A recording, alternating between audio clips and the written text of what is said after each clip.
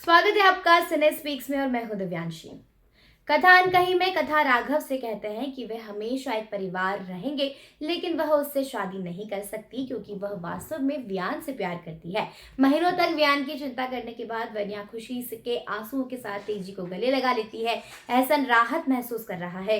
व्यान निश्चल है और कथा को घूर रहा है क्योंकि उसे उसकी बातों पर विश्वास नहीं हो रहा है। वो आखिर में कथा से कहता है कि वह उससे सुनने के लिए मर रहा था, जिस पर राघव कहता है कि उसका दिल टूट गया है, लेकिन वह कभी भी दो प्रेमियों के रास्ते में खड़ा नहीं होगा।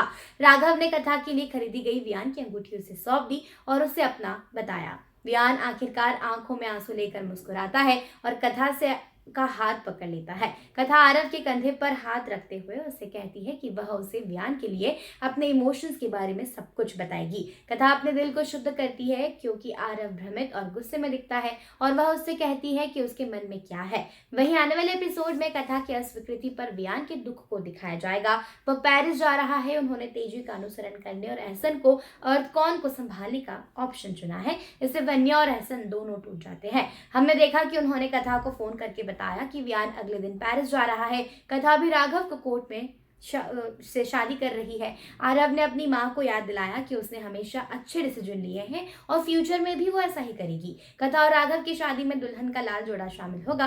हालांकि एहसन फोन करके बताएगा कि व्यान बीमार है। कथा व्यान को देखने के लिए दौड़ पड़ेगी। एहसन कथा को व्यान की उसकी सच्चे इमोशंस बताने में मदद करेगा।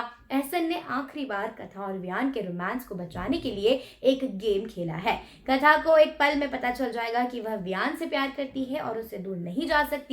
वह राघव से माफी मांगेगी और कहेगी कि उसने खुद को धोखा दिया और आरव को बचाया। वह राघव के सामने व्यान के लिए अपने प्यार का इजहार करेगी। कथा को वन्या से पता चलेगा कि व्यान अपनी माँ के साथ पेरिस जा रहा है। कथा को इस फैसले पर अफसोस होगा और उसने कहा कि अर्थ कौन ही उसकी जिंदगी है। वहीं आगे व्यान और कथा की जिंदगी के लिए क्या है, यह देखना दिलचस्प होगा।